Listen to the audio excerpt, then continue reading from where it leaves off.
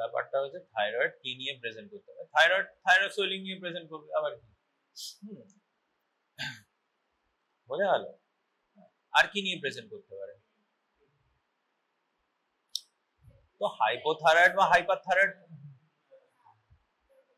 Feature নিয়ে present করবে তো। হ্যাঁ, যে ডিসনিয়া নিয়ে থাকবে, যার হোর্সনেস থাকবে, যার ডিসফেজিয়া থাকবে, প্রথম দিনই তো সেই নিয়ে প্রেজেন্ট করবে না, তাই না? বোঝা গেল? আর এগুলো হতে গেলে কি হবে? হিউজ সোয়েলিং হতে হবে, নাহলে ইনফিল্ট্রেটিভ সোয়েলিং হতে হবে। হ্যাঁ, huge swelling compressing trachea, huge swelling compressing oesophagus, ঠিক আছে, ডিসপ্লেসিং মেডিয়াস্টেনাল শিফট করে দিয়েছে, হিউজ সোয়েলিং, বা রেট্রোস্টার্নাল এক্সটেনশন আছে, রেট্রোস্টার্নাল গয়টার আছে, দেন অনলি তোর পেশেন্টের ডিসনিয়া থাকতে পারে, হোর্সনেস থাকতে পারে, ডিসফোনিয়া থাকতে পারে, ঠিক আছে, এগুলো থাকতে পারে, বা তোর স্টাইডার থাকতে পারে। হ্যাঁ, পেশেন্ট যদি মনে কর স্টাইডার নিয়ে প্রেজেন্ট করছে, একটা পেশেন্ট স্টাইডার নিয়ে প্রেজেন্ট করছে, সে তোকে মেডিসিনে এসে দেখাবে আমার স্টাইডার আছে, কি সমস্যা, এমার্জেন্সি পেশেন্ট প্রেজেন্ট করবে, বোঝা গেল? তোর কাছে যে পেশেন্ট আসবে তার কি কি থাইরয়েড সোয়েলিং থাকবে। তো থাইরয়েড সোয়েলিং থাকবে, আর কি থাকবে? হাইপোথাইরয়েডিজম বা হাইপারথাইরয়েডিজম ফিচার নিয়ে প্রেজেন্ট করবে, বোঝা গেল? সিম্পল জিনিস। এবার তো থাইরয়েড সোয়েলিং কিরকম হতে পারে? ডিফিউজ সোয়েলিং বা সিঙ্গেল নোডুলার সোয়েলিং। ডিফিউজ হতে পারে, সিঙ্গেল হতে পারে, ঠিক আছে? সিঙ্গেল নোডুলার সোয়েলিং হয় তো কিরকম হবে, কি কি টাইপের হতে পারে? এক নম্বর টক্সিক নোডুল হতে পারে, তার টক্সিক নোডুল হয়ে তার সঙ্গে তার হাইপারথাইরয়েডিজম ফিচার থাকে। আর কি কি হতে পারে?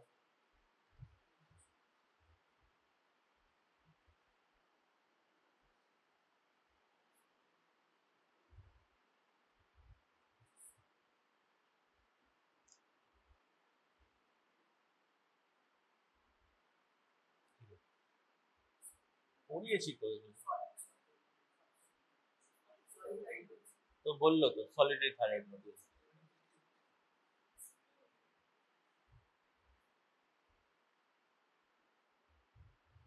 কোলয়েড গয়টা হতে পারে, ঠিক আছে। আর কি হতে পারে? Part of multinodular goitre, single নোডুলই প্যালপেবল, বাকি নোডুল গুলো প্যালপেবল নয়, স্মল নোডুল আছে প্যালপেবল করা যাচ্ছে না, পার্ট অফ গয়টার, ঠিক আছে। আর কি হতে পারে?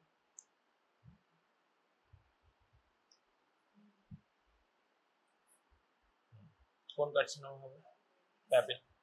প্যাপিলারি কার্সিনোমা, ঠিক আছে। প্যাপিলারি কার্সিনোমা এরকম ভাবে আর কিভাবে প্রেজেন্ট করতে পারে? বললাম প্যাপিলারি কার্সিনোমা মনে কর থাইরয়েড নোডুল। হ্যাঁ, কি প্রশ্নটা করছি আগে শোন। প্যাপিলারি থাইরয়েড কার্সিনোমা কি কিভাবে প্রেজেন্ট করতে পারে?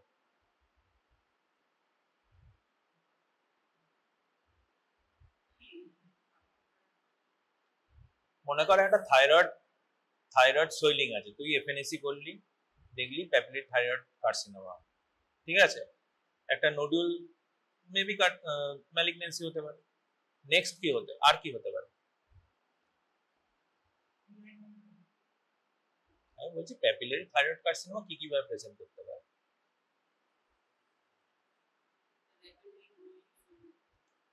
মনে কর একটা লিম্ফ নোড আছে তোর, সার্ভাইকাল লিম্ফ নোড একটা প্রেজেন্ট আছে, ঠিক আছে, কোনো থাইরয়েড সোয়েলিং নেই তার, ঠিক আছে। তো তখন তুই কি করলি? তুই একটা সার্ভাইকাল লিম্ফ নোডের একটা তুই এফএনএসি করলি, দেখলি গিয়ে প্যাপিলারি কার্সিনোমা আছে, তখন তো কি করতে হবে? তোকে ইউএসজি করতে হবে থাইরয়েডে, ঠিক আছে, বোঝা গেল? তখন তুই দেখলি একটা হাইপোইকুইক লিশনস আছে, যেটা প্যালপেবল নয়। বুঝে গেল? বুঝতে পারলি? তো papillary carcinoma of thyroid can present only with a palpable lymph nodes. Lateral নেকে একটা প্যালপেবল lymph nodes হিসাবে প্রেজেন্ট করতে পারে। কোনো তুই সোয়েলিং প্যালপেবল নেই, থাইরয়েড নর্মাল আছে, কিন্তু জাস্ট একটা প্যালপেবল lymph nodes আছে, সেইভাবেও প্রেজেন্ট করতে পারে। বুঝে গেল? এটা হয়ে গেল সিঙ্গেল সোয়েলিং। ডিফিউজ কি হতে পারে, কি কি হতে পারে? গ্রেভস ডিজিজ হতে পারে। আর কি হতে পারে? Hashimoto thyroid. আর কি? ডিফিউজ সোয়েলিং আছে, মাল্টিনোডুলার সোয়েলিং আছে, তো মাল্টিনোডুলার গয়টার হতে পারে। ঠিক আছে? বোঝা গেল?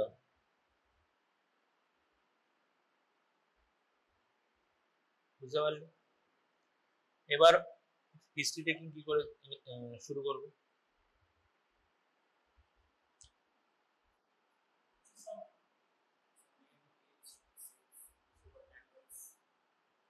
তো প্রত্যেকটা নেম, এজ, প্রত্যেকটা সিগনিফিকেন্স আমাকে বল।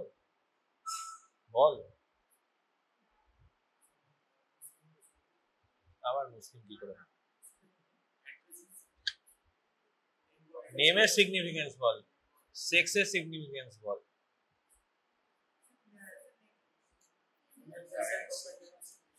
হ্যাঁ, ফিমেল পেশেন্ট তোর thyroid swelling most commonly, papillary cell thyroid carcinoma বল, তোর গ্রেভস ডিজিজ বল, more preponderant in female, preponderance বেশি ফিমেল। বুঝে গেল? নেক্সট কি? এজ। তাই সবকিছু তো একরকম হবে না রে ভাই।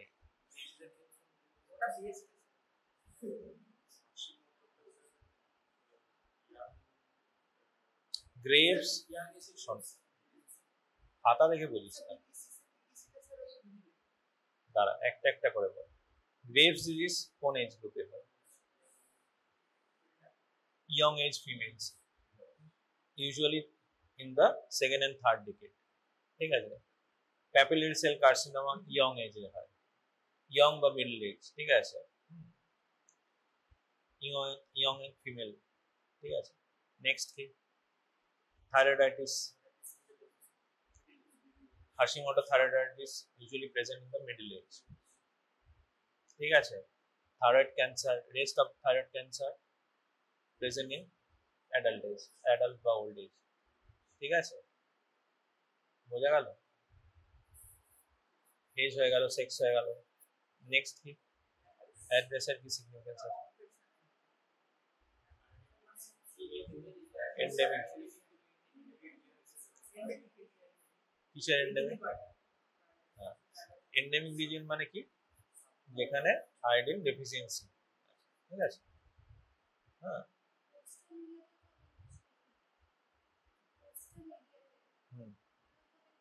কেন?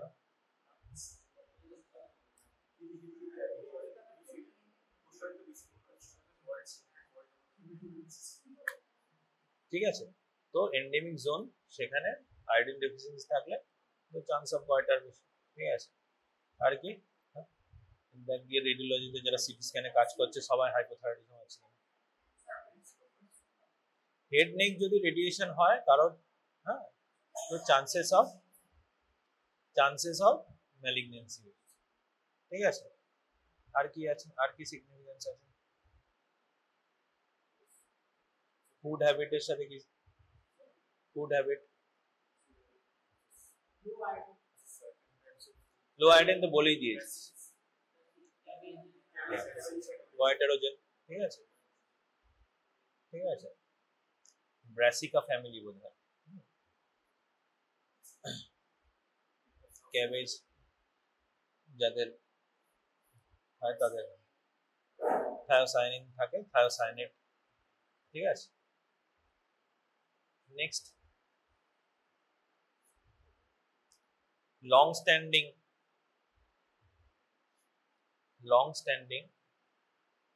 মনে কর গয়টার আচ্ছা কারো লং স্ট্যান্ডিং গয়টার, হ্যাঁ আচ্ছা সেখান থেকে কি কি ম্যালিগনেন্সি হতে পারে?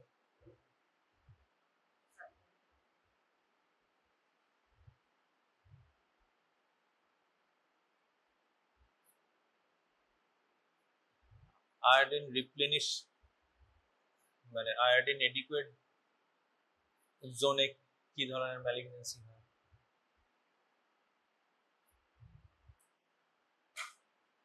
আয়োডিন ডেফিসিয়েন্ট জোনে কি ধরনের ম্যালিগনেন্সি হয়? বলেছিলাম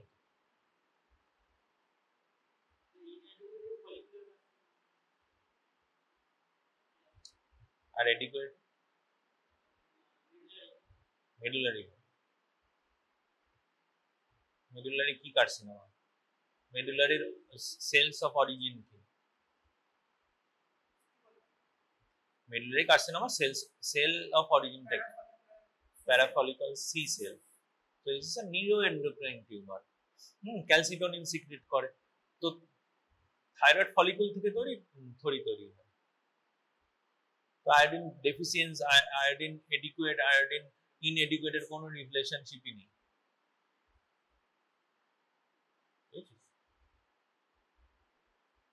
প্যারাফলিকাল সি সেলের তোর এমব্রিওলজিক্যাল অরিজিন কোথা থেকে আসে? আলটিমা ব্র্যানকিয়াল বডি থেকে। It's a different cell of origin. কোন আর্টস থেকে আসে? থার্ড আর্টস থেকে।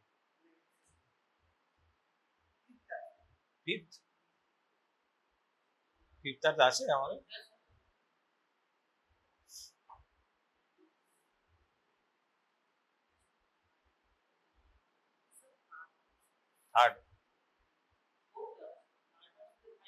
থার্ড, ফোর্থ, ফিফথ, সিক্স কোনটা বল?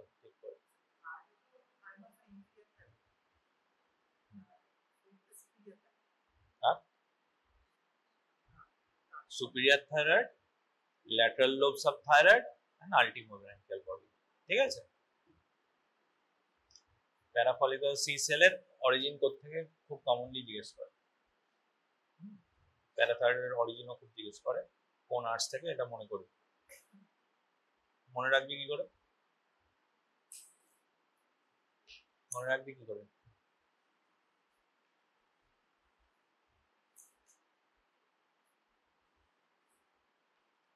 ইনফিরিয়র প্যারাথাইরয়েড কোথা থেকে ডিসেন্ড করে? ইনফিরিয়র প্যারাথাইরয়েড কোন আর্টস থেকে হয়? থার্ড আর্টস থেকে। সুপিরিয়র প্যারাথাইরয়েড কি করে হয়?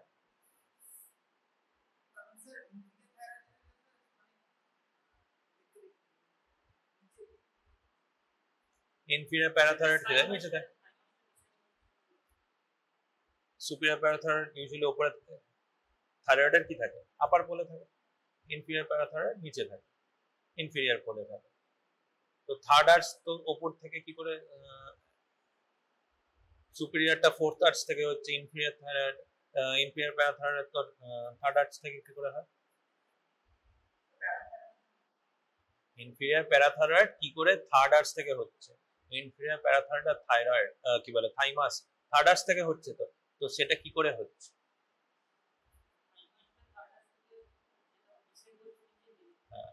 তো থার্ড আর্টস থেকে inferior parathyroid and thymus originate করে and it descend down to inferior pole of the thyroid, and thymus কি হয় তোর intrathoracic থাকে, superior mediastinum, তাই তো? হ্যাঁ, বোঝা গেল? আর superior parathyroid আর কি হয়?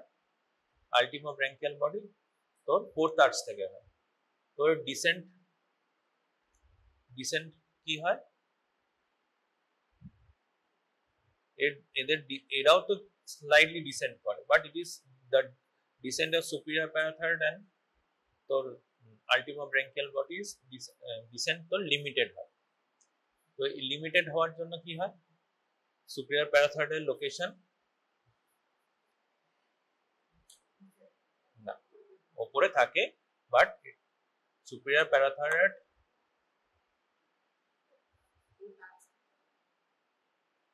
সুপিরিয়র প্যারাথাইরয়েডের লোকেশন যেহেতু এর ডিসেন্ট কম হয়, লিমিটেড ডিসেন্ট হয়, তো এর যে নর্মাল পজিশনেই পার্টিকুলারলি এর থাকে।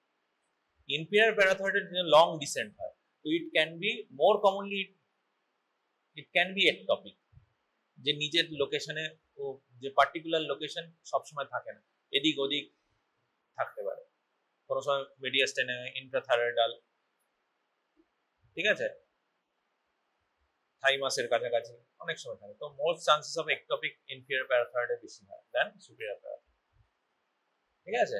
কনস্ট্যান্ট লোকেশন, সুপিরিয়র প্যারাথাইরয়েডের কনস্ট্যান্ট লোকেশন, ঠিক আছে। তো জিজ্ঞেস করতে পারে।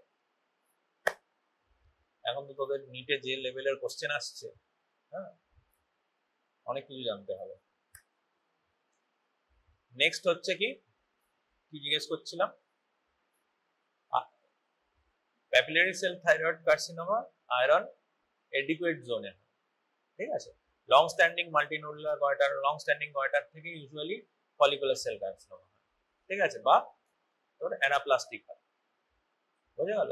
বেলিয়ারি thyroid carcinoma is a different cells of origin, ঠিক আছে, it's a neuroendocrine tumours. Next হচ্ছে কি, এরপর চিফ কমপ্লেইন আসবে। চিফ কমপ্লেইনে কি থাকবে? Swelling in front of the neck, হয়ে গেল। দাঁড়া, হিস্ট্রি অফ প্রেজেন্স আসবে। এছাড়া আর যদি সেকেন্ডারি কোনো কিছু কমপ্লেইন থাকে, হাইপোথাইরয়েডিজম, হাইপারথাইরয়েডিজম, এগুলো লিখতে হবে যদি মানে খুব ইম্পর্টেন্ট বা স্পেসিফিক থাকে, নাহলে সবকিছুই তোর হিস্ট্রি অফ প্রেজেন্ট ইলনেসে তোকে এলাবোরেট করতে হবে। এবার history of present illness, thyroid swelling আছে, ইনিশিয়ালি কতখানি ছিল, এখন কতখানি সাইজ আছে, রেফারেন্স সাইজ, বারবার বলি রেফারেন্স সাইজ তোকে দিতে হবে, ঠিক আছে, বোঝা গেল। নেক্সট কি,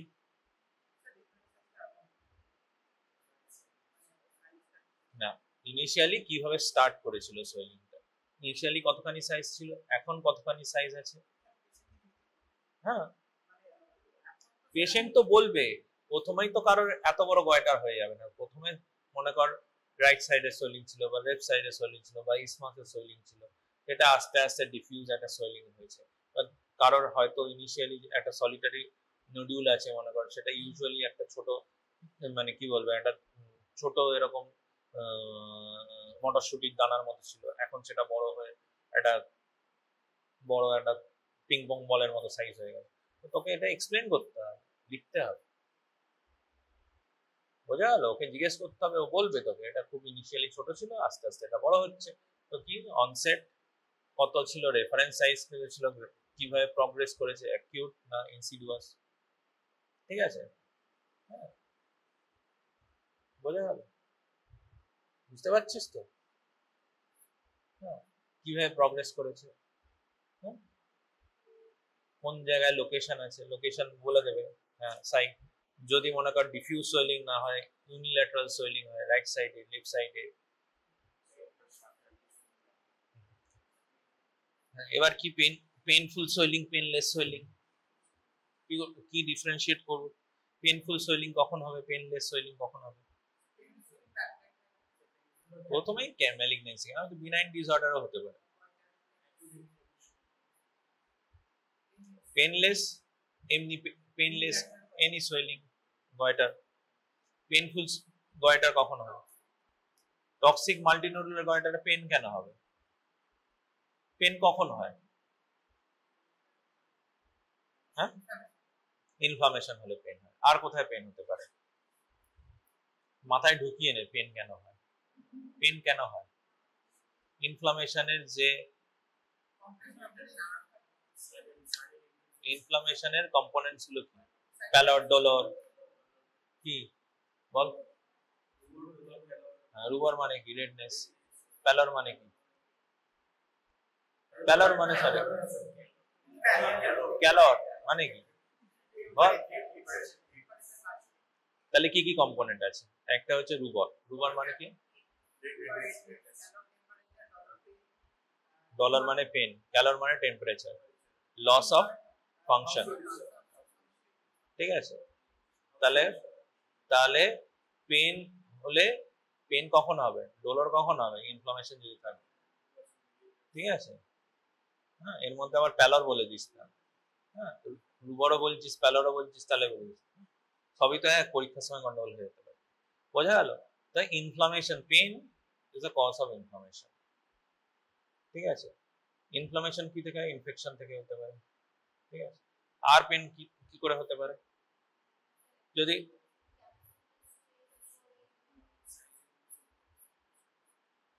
তো কি থেকে আর পেন হতে পারে, যদি তোর নার্ভ ইনভলভমেন্ট হয়। নার্ভ কি সময় ইনভলভমেন্ট হতে পারে, ক্যাপসুল স্ট্রেচ হচ্ছে, ক্যাপসুলের মধ্যে কি নার্ভ সাপ্লাই আছে, ক্যাপসুল স্ট্রেচ হচ্ছে তার জন্য হতে পারে, বা ডাইরেক্ট ম্যালিগনেন্সি কোনো নার্ভ বান্ডেলকে, নার্ভসকে ইনফিলট্রেট করছে, তো তার জন্য পেন হতে পারে। তো পেন এই তিনটে কারণেই হয়, এর থেকে বাইরে দিয়ে কোনো পেন হয় না। বল বল, হ্যাঁ ওকে বল।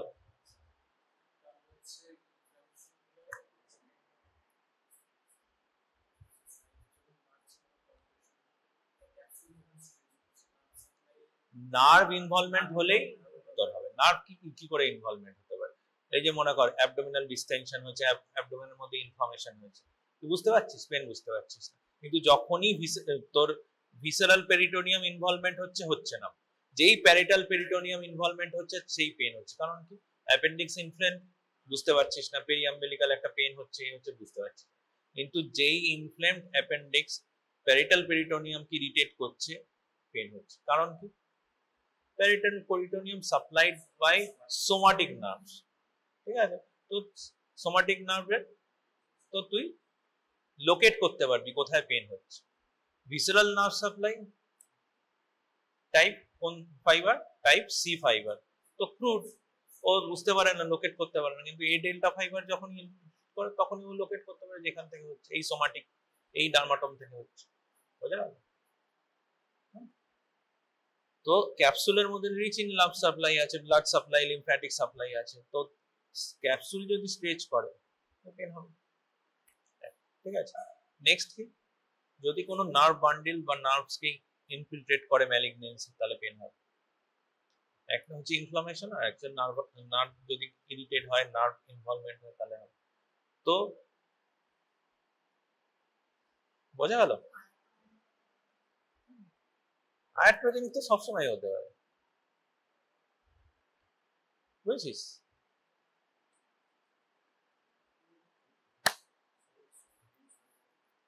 বুঝতে পেরেছিস? নেক্সট কি,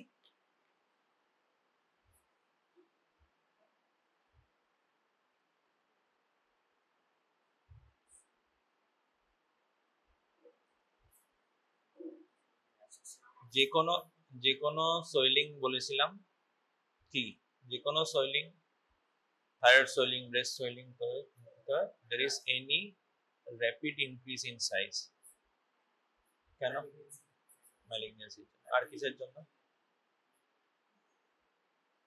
যদি ইন্ট্রাথাইরয়েডাল ব্লিডিং হয়, একটা পেন অ্যান্ড র্যাপিড সোয়েলিং, তাহলে তোর হবে, হ্যাঁ, র্যাপিড ইনক্রিজ ইন সাইজ। বোঝা গেল? আর কি হবে,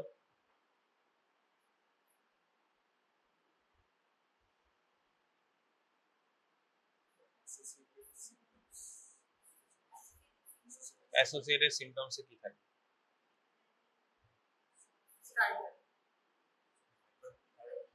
দাঁড়া দাঁড়া, সবাই মিলে বললে কি হবে, এই তোর সোয়েলিং এর হিস্ট্রি পেয়ে গেলি, পেন এর হিস্ট্রি পেয়ে গেলি, any rapid increase in size পেয়ে গেলি, স্টেপ বাই স্টেপ হয় না তো, একসাথে হ্যাপাজার্ড করে ভাবলে তো কোনোদিন হবে না।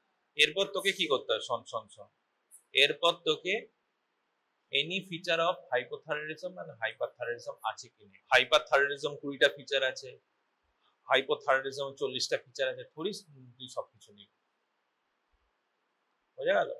কি কি নিবি, কি কি important, heat intolerance, cold intolerance আছে কিনা। ঠিক আছে, দাঁড়া দাঁড়া, ও বলবে না ট্রেমর আছে। ঠিক আছে, দাঁড়া, এটা নিবি, নেক্সট হচ্ছে ওয়েট গেন ওয়েট লস আছে কিনা, অ্যাপেটাইট ইনক্রিজ অর ডিক্রিজ আছে কিনা, স্লিপ ইনক্রিজ অর ডিক্রিজ আছে কিনা, ফ্যাটিগেবিলিটি আছে কিনা। নেক্সট কি, ফিমেল পেশেন্ট যদি হয় মেনস্ট্রুয়াল ইরেগুলারিটিস আছে কিনা। তো মেইনলি এই 4-5টা ইম্পর্টেন্ট জিনিস আছে। বোঝা গেল? তুই নিশ্চয়ই প্রত্যেকটা জিনিস ধরে ধরে দেখবি না, হ্যাঁ, বোঝা গেল? ঠিক আছে, তারপর কি নিবি, আর কি নিবি?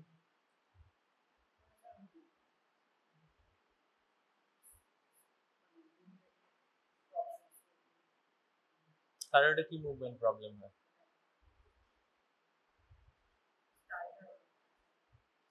এরপর হচ্ছে হিউজ সোয়েলিং এর যে কমপ্লিকেশনস গুলো হয়, কম্প্রেসিভ সিমটমস গুলো আছে বা প্রেশার সিমটমস আছে। প্রেশার সিমটমের মধ্যে কি আছে?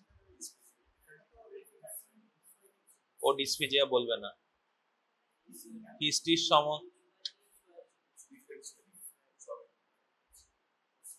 ও পেশেন্টের ল্যাঙ্গুয়েজে তোকে লিখতে হবে। ডিফিকাল্টি ইন সোয়ালোইং আছে কিনা, ডিফিকাল্টি ইন ব্রিদিং আছে কিনা, হ্যাঁ, আর কি হোর্সনেস অফ ভয়েস আছে কিনা, আর কি ও বলবে না।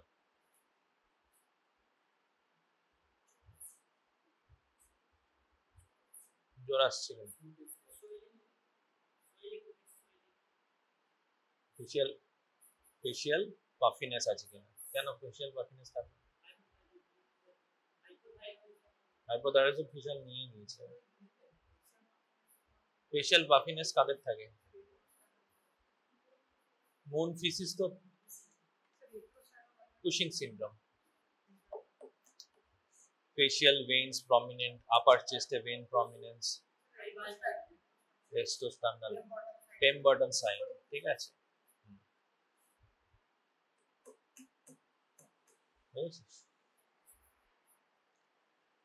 a female patient presented with fever, thyroid swelling,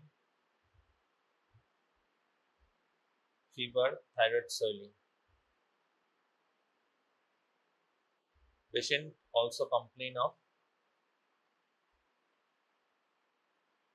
pain in the swelling। ঠিক আছে, there is feature of hypothyroidism, peripheral blood smear, neutrophil is raised, presence of toxic granules, ESR is raised, CRP is raised। What is the diagnosis?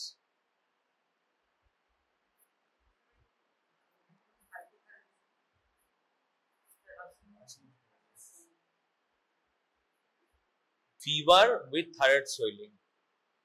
Thyroid swelling এর সাথে fever হতে পারে, pen হতে পারে। বেশিরভাগ thyroid swelling painless. বারবার বলছি, যখনই পেন এন্ড ফিভার হবে, it is a case of thyroiditis, মনে রাখবেন। and it associated with hypothyroidism।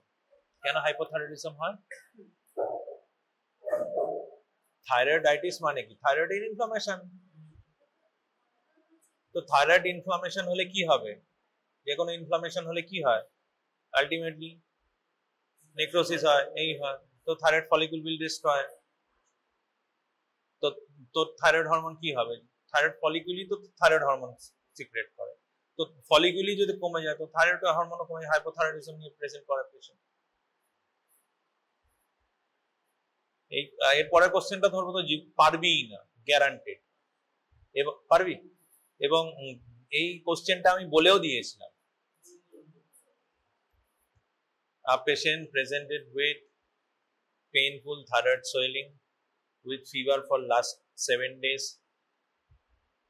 There is a history of upper respiratory infection 15 days before. Now patient complaining of increased heat tolerance,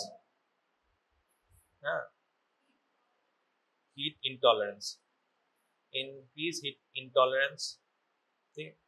diarrhea, and muscle weakness. What is the diagnosis? 14 days ধরে তোর 14 days আগে upper respiratory tract infection হয়েছে। আবার বলবো, patient presented with fever and painful thyroid swelling for last 7 days. Patient has a history of upper respiratory tract infection 15 days back.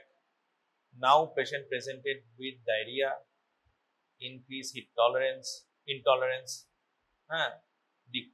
increased appetite, and weight loss, but muscle fatigability. What will be the diagnosis? আমি যদি question করি এরকমই করব, ক্লাসে না আসলে কেউ পারবে না।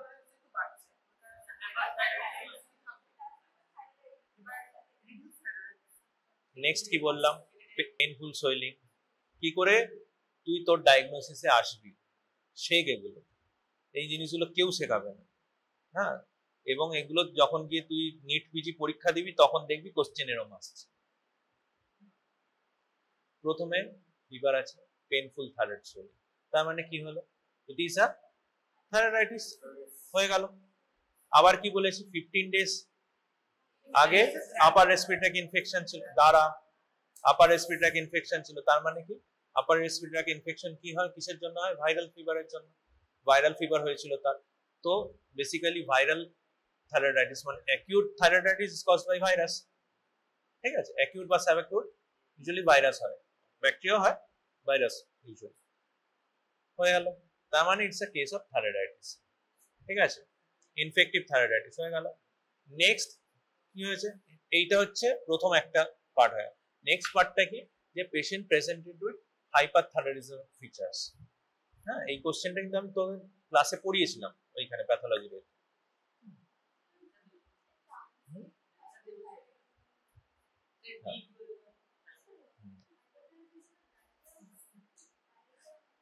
কি দেওয়া হয়,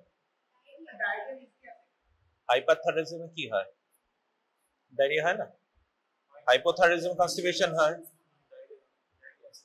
ঠিক আছে, তো হাইপারথাইরয়েডিজমের ফিচার আছে।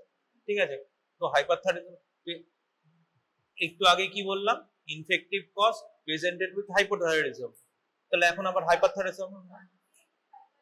হ্যাঁ, ঠিক আছে, তো পেশেন্ট তোর থাইরয়েডাইটিসে অনেক সময় patient present with few days of transient hyperthyroidism. কেন, কারণটা বল এবার, মুখস্থ খাতা থেকে বলছিস, কারণটা বল এবার।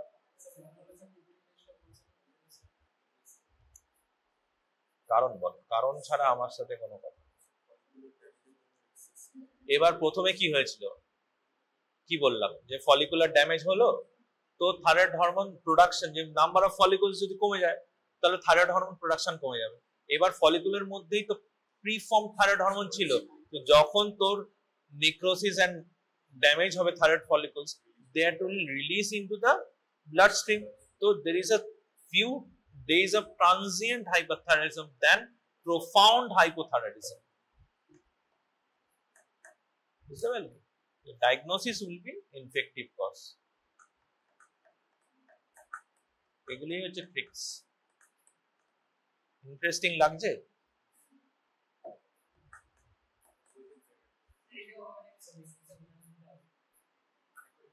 কোনটা বলবো বল? ফলিকুলস কি হয়, থাইরয়েডাইটিস হলে কি হলো, ফলিকুলস উইল ডিস্ট্রয়, তো ফলিকুল ডিস্ট্রয় হলে কি হবে, there is hypothyroidism, কারণ নাম্বার অফ ফলিকুলস কমে গেলে, থাইরয়েড ফলিকুলস কমে গেলে থাইরয়েড হরমোন প্রোডাকশনও কমে যাবে। বোঝা গেল? এবার যখন ইনিশিয়ালি ড্যামেজ হওয়া শুরু করেছে, যখন ইনফেকশন হয়েছে, থাইরয়েডাইটিস হচ্ছে, তো থাইরয়েড ফলিকুলস সে প্রিফর্ম যে কোলয়েড, তো সেন্ট্রাল কোলয়েড স্টোর আছে, তো সেগুলো যখন ডিস্ট্রয় হওয়া শুরু হবে, that will poor into the blood stream. ঠিক আছে, তো ট্রানজিয়েন্ট হাইপারথাইরয়েডিজম।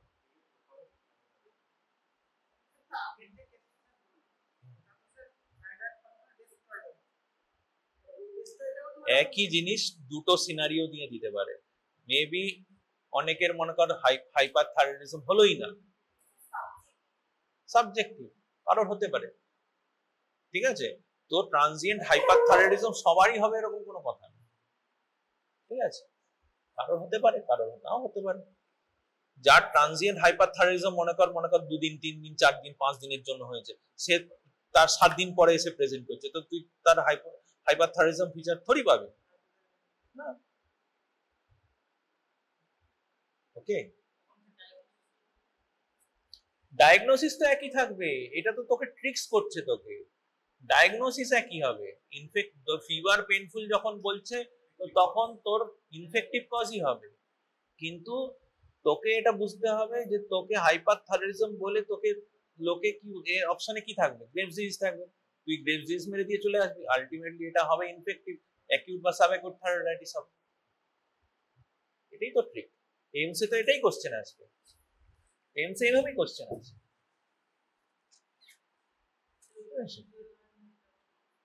ইকুইভ্যালেন্ট কি আছে, সাবঅ্যাকিউট তো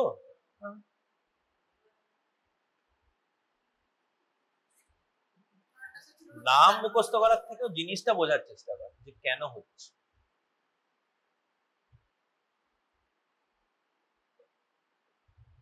আসল তো তোকে পিজি ক্র্যাক করতে হবে, এখন থেকে চিন্তা ভাবনাটা ওই লেভেলে লাগ, বোঝা গেল? দেন 35 years female patient presented with thyroid swelling, painless thyroid swelling. Okay, patient has a family history of rheumatoid arthritis and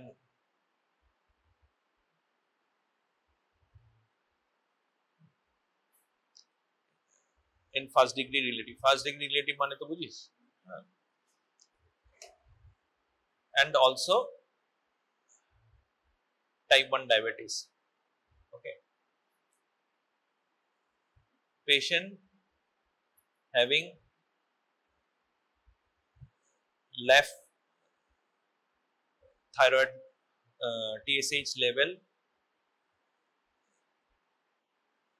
less than the normal, sorry, T3 T4 level less than the normal and TSH is raised. On histological examination there is lymphocytic infiltration of thyroid follicle. What will be the diagnosis? ঠিক আছে, বোঝা গেল? Clear?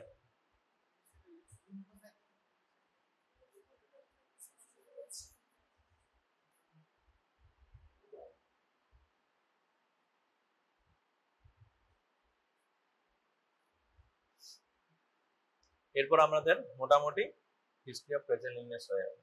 Next হচ্ছে past illness এর মধ্যে কি কি importance আছে।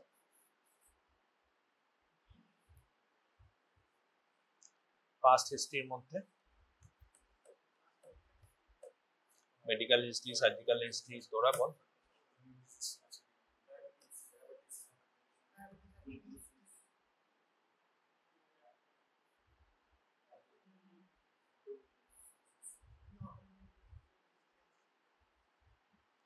জিজ্ঞেস করবি তোমার অটোইমিউন ডিজিজ আছে কিনা। আরে ডায়াবেটিস, হাইপারটেনশন, সিওপিডি, এ তো তোর নর্মাল, তুই সবাইকে জিজ্ঞেস করছিস, না থাকলেও জিজ্ঞেস করছিস, আদৌ জানিস না তার সিগনিফিকেন্স কি আছে।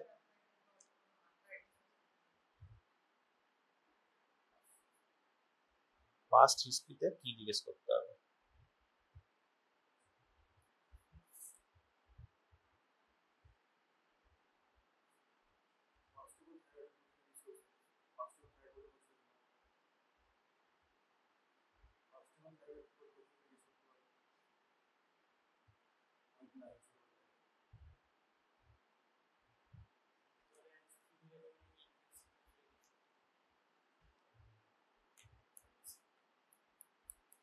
বলেই দিলাম এখানে, থাইরয়েড সোয়েলিং, যদি পেনফুল থাইরয়েড সোয়েলিং হয় তা 15-20 দিন আগে একটা আলফা রেসপিরেটরি ইনফেকশন হবে, ঠিক আছে, থাকতে পারে। তো পাস্ট হিস্ট্রি থাকবে না, এইচওপিতে থাকবে।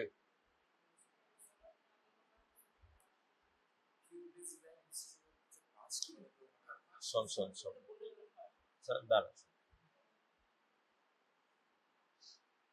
আপার রেসপিরেটরি ট্র্যাক্ট ইনফেকশন হয়েছে, তারপরে তোর একটা গ্লোমেরুলোনেফ্রাইটিস হয়েছে, আপার রেসপিরেটরি ট্র্যাক্ট ইনফেকশন হয়েছে, তারপর রিউমাটয়েড হার্ট ডিজিজ হয়েছে, আপার রেসপিরেটরি ট্র্যাক্ট ইনফেকশন হয়েছে, থাইরয়েড ডিজিজ হয়েছে।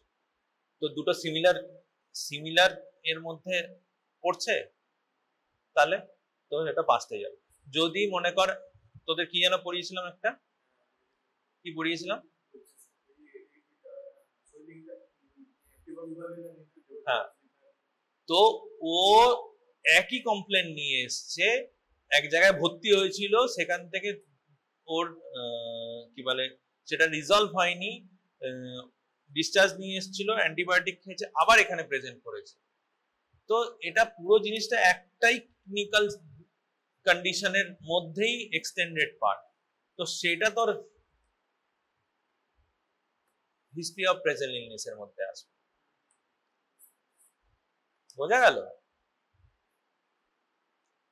হ্যাঁ,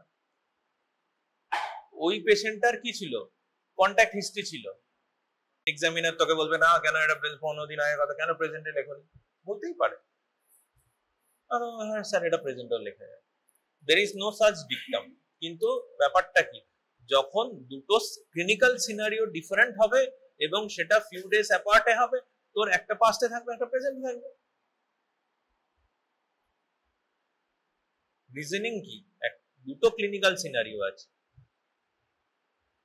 তুই তো জানিস না যে রেসপিরেটরি ট্র্যাক্ট ইনফেকশনের জন্যই আজকে ও থাইরয়েড নিয়ে এসেছে। বোঝা গেল?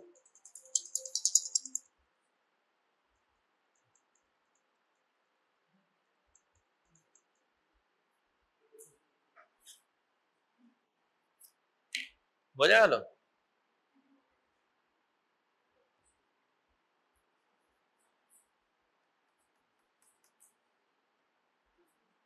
বুঝেছিস? ফ্যামিলি হিস্ট্রি কি থাকতে পারে? ফ্যামিলি হিস্ট্রির সিগনিফিকেন্স কি?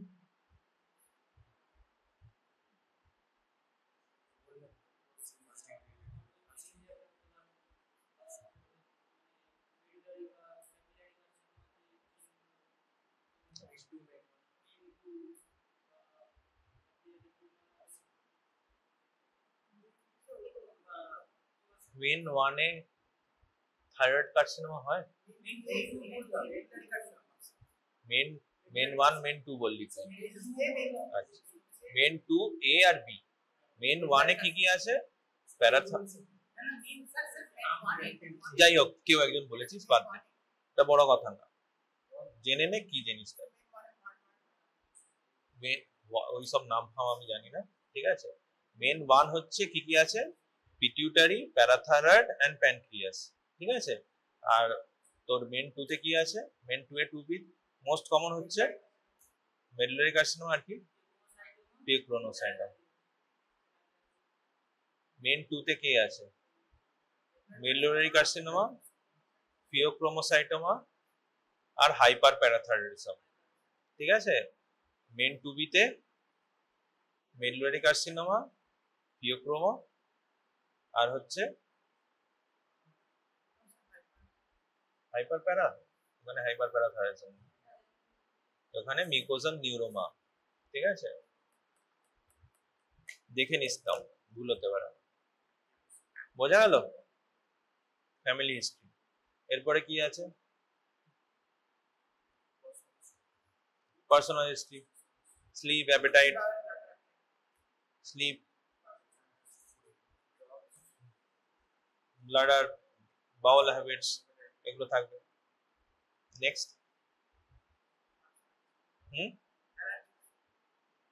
Allergic history and drug history,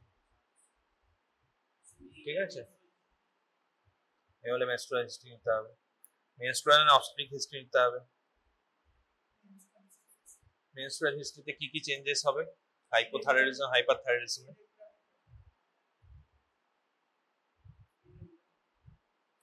irregular menstruation, irregular মেনস্ট্রুয়েশনে কি তোর ভ্যালু আছে, ইনক্রিজ ডিক্রিজ বলতে হবে তো, একটা কোনটাতে ডিক্রিজ হয় কোনটাতে ডিক্রিজ হয়। মেনোরেজিয়াতে কোনটা হয়, অলিগোমেনোরিয়া কোনটায় হয়? হাইপারতে অলিগোমেনোরিয়া হবে, হাইপোতে হবে, হাইপার না হলে হাইপোতে হবে।